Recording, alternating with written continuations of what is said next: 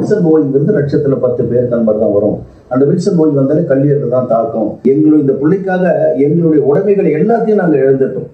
இன்னமும் என் பிள்ளைய காப்பாற்றுவேன், என் பிள்ளைய நல்லா நடக்க வைப்பேன் அப்படின்ற நம்பிக்கையில் இன்னமும் நான் ஓடிக்கிட்டு இருக்கேன். கொஞ்சம் நெஞ்ச போராட்டம் இல்லை. நான் எங்க மகளை வச்சு நாங்கள் சுமந்துன்னு ஓடின ஓட்டம், இந்த அனுபவம் இந்த உலகத்துல யாருக்குமே வரக்கூடாது. எந்த ஒரு குழந்தைக்கும் இந்த அனுபவம் வரக்கூடாது. இவ்வளவு பிரச்சனைகளும் தாங்கிட்டு அவர் எனக்காக எங்க அம்மாக்காக அவர் இன்னமும் ஓடிட்டு இருக்காரு. அதாவது கடவுள் இன்னமும் என்னை இந்த நிலையில இருந்து மாத்துவாரு, இந்த பிள்ளைய நல்லா நடக்க வைப்பாருன்ற நம்பிக்கையில நான் ஓடிட்டு இருக்கேன். அதனால இதை பாக்குற எல்லாரும் நல்ல உள்ளம் படைச்ச அனைவரும் இந்த மகளுடைய ஆபரேஷனுக்காக உதவி செய்யுமாறு உங்களை தாழ்மையுடன் கேட்டுக்கொள்கிறேன்.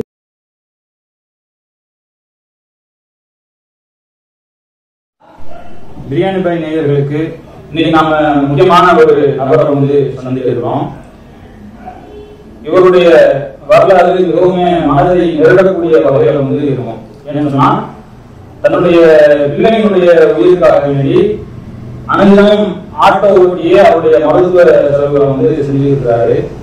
கிட்டத்தட்ட ஒரு 6-7 வருடங்களாக அந்த பிள்ளைகளுடைய மருத்துவத்துக்காக பல லட்சங்கள் இதுவரைக்கும் செலவு பண்ணி கூட ஒரு கியூர் ஆகாம இன்னும் அந்த நோய் இருக்கு.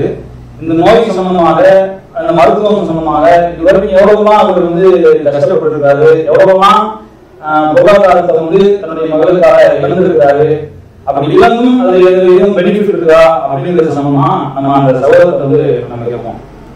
வணக்கம். என்ன உங்களுக்கு உங்க மகளுக்கு என்ன பிரச்சனை? அதாவது என் மகளுக்கு என்னன்னா, அதாவது என் மகள் 7வது படிக்கும் போது அவளுக்கு ஒரு வயிற்றுல ஏதோ பிரச்சனை டாக்டர் கிட்ட போய் செக்அப் பண்ணும்போது என்ன சொல்லிட்டாங்கன்னா, உன் மகளுக்கு வில்சன் நோய்ன்ற ஒரு நோய் இருக்கு. அந்த வில்சன் நோய்ங்கிறது லட்சத்துல 10 பேர் நம்பர் தான் வரும். அந்த வில்சன் நோய் கல்லீரல் தான் தாக்கும். ஒரு காலத்துல நீங்க கல்லீரல் மாற்று அறுவை சிகிச்சை செய்யக்கூடிய சூழ்நிலை வரும். அதே மாதிரி 2016 மகளுக்கு ரொம்ப சீரியஸாக ஸ்டான்லி ஹாஸ்பிட்டல்ல, கவர்மெண்ட் ஹாஸ்பிட்டல்ல சேர்த்து 2016 ஜூன் மாசம் கல்லீரல் மாற்று அறுவை சிகிச்சை செஞ்சாங்க. அதாவது ஆங்கிலத்தில் சொல்லணும்னா லிவர் டிரான்ஸ்பிளான்ட். அந்த டிரான்ஸ்பிளான்ட் போது கொடுத்த ஸ்டீராய்டு மருந்துனால நிறைய பக்க விளைவுகள் வந்துருச்சு. என்னன்னா, ஏன் அந்த ஸ்டீராய்டு அதிகமா கொடுத்தாங்கன்னா, பிள்ளைக்கு கல்லீரல் மாற்று அறுவை சிகிச்சை செஞ்ச உடனே கல்லீரல் ஏற்றுக்கல, அதை ரிஜெக்ட் பண்ணிக்கிட்டே இருந்தது. ஒரு கட்டத்தில் உயிரை காப்பாற்றுறதுக்கு வேற வழி இல்லாம ஸ்டீராய்டு அதிகமா கொடுத்து அதை ஏற்றுக்க வச்சாங்க. கல்லீரல் ஏற்றுக்கிட்டு வேலை செய்ய ஆரம்பிச்சிருச்சு. ஆனா அந்த ஸ்டீராய்டுனால பல பிரச்சனைகள் வந்துருச்சு. அந்த ஸ்டீராய்டு என்ன பண்ணிடுச்சு, முதல்ல அந்த பித்த குழாய் ரெண்டும், அதாவது கல்லீரலிருந்து பித்த கழிவுகளை வெளியே அனுப்புற அந்த பித்த குழாயை சொல்லிடுச்சு. திருப்பி பித்தம் ரொம்ப டெலிவராகி திருப்பி 2வது வைத்தியம் பண்ணி அதை அந்த பித்த குழாய் அடைப்பை சரி பண்ணாங்க. அது அந்த நேரத்தில் உங்களுக்கு இதுல ஸ்டான்லி ஹாஸ்பிட்டல்ல கொரோனா பீரியட் இருக்கிறதுனால பண்ண முடியாததுனால doctor 2020 doctor Mohammed Rela hospital இருக்கு குரம்பேட்டையில, அந்த பாலாஜி மெடிக்கல் ஹாஸ்பிட்டலுக்கு பக்கத்துல, அந்த ஹாஸ்பிட்டல் தான் அது ஒரு 6 லட்சம் ரூபாய் பேக்கேஜ் சொன்னாங்க. இது மாதிரி பொதுமக்கள்கிட்ட எல்லாருக்கிட்டையும் காலில் உதவி வாங்கி அந்த ஆபரேஷன் பண்ணணும். கல்லீரல் மாற்று அறுவை சிகிச்சை செஞ்சதுக்கு அப்புறம் ஸ்டீராய்டு மருந்துனாலதான் பித்த குழாயின் அடைப்பு ஏற்பட்டுருச்சு. ஏன் அந்த ஸ்டீராய்டு கொடுத்தாங்கன்னா, நான் சொன்ன கல்லீரல் ஏற்றுக்காததுனால, ரிஜெக்ட் பண்ணதுனால ஸ்டீராய்டு அதிகமாக எடுத்து வச்சுட்டாங்க. கல்லீரல் ஏற்றுச்சு. அதுக்கப்புறம் ஸ்டீராய்டு 2020 அந்த பித்த குழாய் அடைப்பு ஏற்பட்டுச்சு. 2020 ரேலா ஹாஸ்பிட்டல்ல பண்ணோம். அதே ஸ்டீராய்டு என்ன பண்ணிடுச்சு, பிள்ளைக்கு கொஞ்சம் நடக்க முடியாம ஒரு சூழ்நிலை வந்துச்சு. என்னென்ன போய் நம்ம ஆர்த்தோலாம் செக்அப் பண்ணி பார்க்கும்போது அவங்க என்ன சொல்லிட்டாங்க, ஸ்டீராய்டுனால இந்த தொடைகளுக்கு இடுப்புல போய் சேர 2 கரைச்சிச்சு. சோ அதுக்கு எப்படியாக ரீப்ளேஸ்மெண்ட் தான், இப்போ ரீப்ளேஸ்மெண்ட் சர்ஜரி பண்ணி தான் ஆகணும் அப்படின்னு சொல்லிட்டாங்க. நானும் எவ்வளவோ முயற்சி பண்ணி பார்த்தா ஒன்றும் இல்லை. ஏன்னா வேற வழி இல்லை. இப்போ கிட்டத்தட்ட 4 ஸ்டேஜ் கரைஞ்சிடுச்சு. இப்ப டாக்டர் முகமது ரேலா ஹாஸ்பிட்டல் என்ன சொல்லியிருக்காங்க, 8 லட்சம் ரூபாய் எஸ்டிமேட் கொடுத்துருக்காங்க. இப்போ பண்றதுக்கு, இப்போ ரீப்ளேஸ்மெண்ட் சர்ஜரி பண்றது. அதாவது 2000 அதாவது கணக்கே இல்ல, மாற்று அறுவை சிகிச்சை 2007 அது மாற்று அறுவை சிகிச்சை கிட்டத்தட்ட ஒரு 8 லட்சம் ரூபாய் கிட்ட செலவு. அதுக்கப்புறம் இந்த பித்தப்பை ஆபரேஷனுக்கு அதுக்கு ஒரு 6 லட்சம் ரூபாய். அதுக்கப்புறம் மாசம் கிட்டத்தட்ட பார்த்தா ஒரு 10-11 மெடிசனே ஆகுது. மாசம் 2 மாசத்துக்கு ஒரு தடவை உங்களுக்கு அந்த டெஸ்ட், லிவர் டெஸ்ட் எடுக்கணும், டாக்ரோலமிஸ் டெஸ்ட் எடுக்கணும். இப்படியா இதெல்லாம் கடந்து இன்னமும் பிள்ளைங்க சரியாகும் ஓடிட்டு இருக்காங்க. ஃப்ரெண்ட் சர்க்கிள்லாம் அப்பப்போ சில உதவிகள் பண்ணுவாங்க. சொந்தக்காரங்க சொல்லும்படியான உதவிகள்லாம் கிடையாது.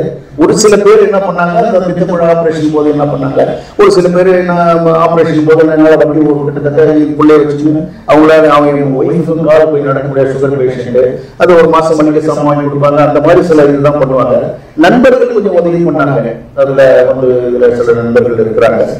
மகளுக்காக பிரயாசப்பட்டு ஆரோக்கியத்தோட இருக்கணும். அதுதான் இப்ப என்னன்னா இந்த பிள்ளைக்கு இவ்வளவு இன்னமும் ஓடிட்டு இருக்கிறேன். அதாவது எங்களுடைய பிள்ளைக்காக எங்களுடைய உடைமைகள் எல்லாத்தையும் நாங்கள் எழுந்துட்டோம். எங்களுக்கு எல்லாம் எழுது, அதாவது சொல்ல போனாங்க அவங்க ஆதி இது கூட கிடையாது. நாங்க வந்து என்னன்னா இன்னமும் என் பிள்ளைய ஓடிக்கிட்டு இருக்கிறேன். கொஞ்சம் போராட்டம் இல்லை. நான் வந்து எங்க மகளை வச்சு நாங்க சுமந்து இந்த அனுபவம் இந்த உலகத்துல யாருக்குமே வரக்கூடாது. எந்த ஒரு கோவிலுக்கும் இந்த அனுபவம் வரக்கூடாது. அப்படியான போய் அந்த நோய்களை பாதிக்கப்பட்டு அது மட்டும் இல்லாம அந்த கணையத்தையும் பாதிச்சு சுகரை கடைக்கு விட்டு போய் செக் பண்ணி பார்த்தா சுகர் 680. அதுக்கப்புறம் நார்மலா வர சுகர் இல்லை, அந்த ஸ்டீராய்டு நான் இப்போ வந்து ஒரு ஆட்டோ ஓட்டுநராக இருக்கேன். இப்போ ஆட்டோ தான் டெய்லி வந்து நான் ஓட்டிருக்கேன்.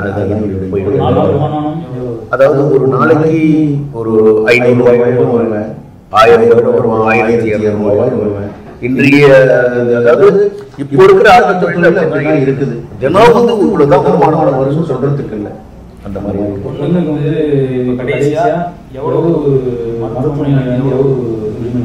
அதாவது இப்போ இந்த ரீப்ளேஸ்மென்ட் சர்ஜரி பண்றதுக்கு 8 லட்சம் ரூபாய் எஸ்டிமேட் கொடுத்துருக்காங்க. உடனே அட்மிட் பண்ணிடுறாங்க. அதாவது அது ஒரு அளவுக்கு கியூர் ஆயிடும். என்னன்னா ஒரு 80-90% நம்மள மாதிரி நார்மலா நடக்கும். பரவாயில்ல, அப்படி வழியில் என்னன்னா வழி இல்லாம இருக்கும். இப்ப அந்த எலும்பு கரைஞ்சதுனால பொசிஷன் மாறினால உட்காரும் போது கொள்ளும் போது அந்த வழியில துடிச்சு போகுது. அந்த வழியில இருந்து விடுபடும். அதே நேரத்தில் ஓரளவுக்கு நடக்கிறதுக்கு ஒரு 90% நடந்துட்டு இருக்கின்றாங்க. இந்த சர்ஜரி முடிஞ்ச உடனே கிட்டத்தட்ட ஒரு 4 மாசம் பிசியோதெரபி கொடுக்கணும். ஏன்னா அதை வச்சு அந்த இன்ஸ்ட்ருமெண்ட் உள்ள வைக்கிறாங்க இல்லையா, அது வந்து நல்லா அசசி நல்லா வருவதற்கு நார்மலா பண்றதுக்கு அதை 4 மாசத்துக்கு கிட்டத்தட்ட வந்து பிசியோதெரபி கொடுக்கணும்னு சொல்லியிருக்காங்க. அந்த நல்ல நேரா நம்ம மாதிரி பொசிஷன் வருவதற்கு பிசியோதெரபி கொஞ்சமா கொடுக்கணும். அது வந்து ஹாஸ்பிட்டல் நம்ம ஒரு லேடி பிசியோதெரபி பண்ணி வீட்டில் பண்ணோம்னா இவ்வளவு இருக்கு. அதாவது என் மகளை வச்சு நான் ஓடிய ஓட்டம், இந்த மகளுக்காக இந்த நோய்க்காக நான் ஓடின ஓட்டம், இந்த அனுபவம் இந்த உலகத்தில் யாருக்குமே வரக்கூடாது. எந்த ஒரு தாய் தந்தைக்குமே எங்களுடைய நாங்கள் பட்ட அனுபவம் இந்த எந்த ஒரு தாய் தந்தைக்கும் இந்த உலகத்தில் வரக்கூடாது. பிள்ளைக்கும் சின்ன அந்த மாதிரி அந்த பிள்ளைகளுக்கு அந்த மாதிரி வரக்கூடாது. ஏன்னா அவ்வளோ ஓடி இருக்கேன் நான் என் மனைவி. அதாவது அதை என்னால் விவரிக்க முடியாது. ஒரே ஒரு மகளை வச்சுக்கிட்டு, அதாவது கடவுள் இன்னமும் என்னை வந்து இந்த நிலையிலேருந்து மாற்றுவார், அந்த பிள்ளைய நல்லா நடக்க வைப்பாருன்ற நம்பிக்கையில் நான் ஓடிக்கிட்டு இருக்கேன். அதனால் இதை பார்க்குற எல்லாரும் நல்ல உள்ளம் படைச்ச அனைவரும் இந்த மகளுடைய ஆபரேஷனுக்காக உதவி செய்யுமாறு உங்களை தாழ்மையுடன் கேட்டுக்கொள்கிறேன். அது எங்க அப்பா அம்மா 2 பேரும் வந்து எனக்காகவே வாழ்ந்துகிட்டு இருக்காங்க. அவங்களுக்கு ஒரே பிள்ளை தான் நான். என்னோட மருத்துவ பயணம் 2007 எனக்கு 12 வயசுலேருந்தே நான் வந்து இந்த பலவித நோயில வந்து நான் வந்து கஷ்டப்பட்டிருக்கிறேன். இப்போ இதுவே என்னோட ஒரு கடைசியான ஒரு ஆப்ரேஷனாக இருக்கும். இந்த கால் ஆப்ரேஷனோட என்னோட எல்லா மருத்துவ பிரச்சனைகளும் வந்து சரியாயிடும்னு நாங்கள் நம்புகிறோம். எங்கள் அப்பாவும் அம்மாவும் தான் என்னை வந்து இவ்வளோ நாளாக வந்து என்னை வந்து சுமக்கிறது. எங்கள் அப்பா மாதிரி வந்து மற்ற ஒருத்தவங்க இருப்பாங்கன்றது தெரியல. ஏன்னா இவ்வளோ பிரச்சனைகளும் தாங்கிட்டு அவர் வந்து எனக்காகவும் எங்கள் அம்மாவுக்காகவும் அவர் வந்து இன்னமும் ஓடிட்டுருக்காரு. 2 சர்ஜரிக்கும் அவரே வந்து கஷ்டப்பட்டு மக்களாகி உங்ககிட்ட எல்லாருக்கிட்டையுமே உதவி கேட்டு தான் வந்து இந்த சர்ஜரி நாங்கள் வந்து பண்ணிடுறோம். இந்த சர்ஜரி என்னோட ஒரு கடைசி சர்ஜரியாக இருக்கும்.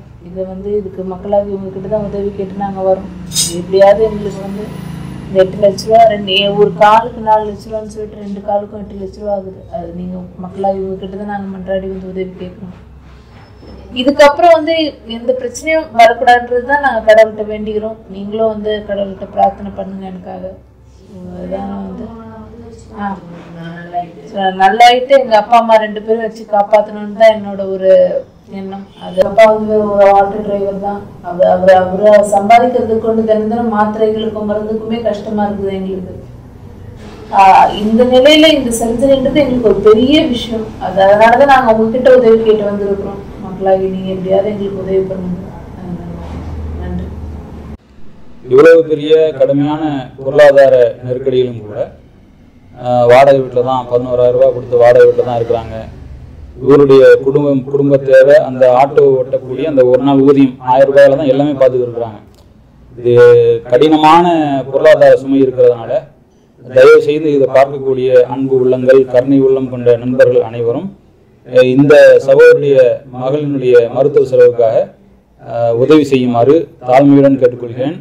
இவர்களுடைய பேங்க் சம்பந்தப்பட்ட டீட்டெயில்ஸை வந்து டிஸ்கிரிப்ஷனில் கொடுக்குறேன், கீழே நீங்கள் பார்த்துக்கலாம். நன்றி.